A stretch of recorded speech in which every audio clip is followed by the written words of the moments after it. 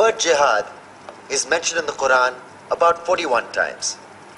The words mercy, peace, and compassion are mentioned about 355 times. Yes, come in.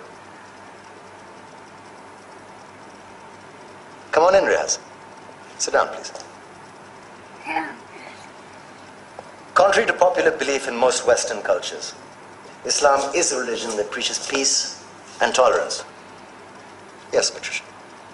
If Islam truly is a religion that preaches peace, then how come the world's most troubled spots, the West Bank, Afghanistan, Pakistan, Iraq, they're all plagued with Islamic terrorism? Well, that depends on your definition of terrorism. Some might argue that the US invasions of countries like Iraq and Afghanistan are also acts of terrorism. No, those were acts of war to get rid of despotic regimes. Or a means of getting at a country's oil.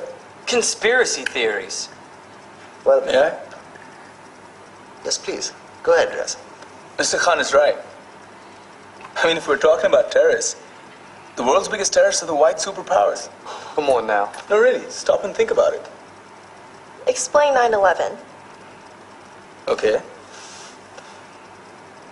Do you know how many people died in the Twin Towers strike? Around 3,000. And do you have any idea how many people died in the bombing of Afghanistan? Take a wild guess. More than 15,000 people died. And that's just conservative figures. About 50,000 tons of explosives were dropped on innocent civilians. Men, women, children. Yeah, but that was because of the Taliban.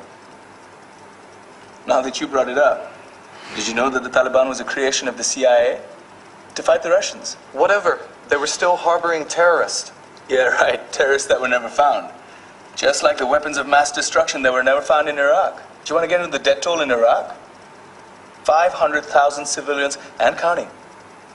And what do Britain and America say when they don't find these weapons? It's simple. They just say sorry. And still refuse to relinquish control of these countries. What are you trying to say? What I'm trying to say is that just because you're American, wear a fancy suit, and call yourself the president, doesn't make you any less of a terrorist. I'm saying that if you don't stop meddling in other people's countries, you will face a backlash. If Muslims like you feel that way, then why don't you get out of our country? We will. As soon as you promise to leave ours.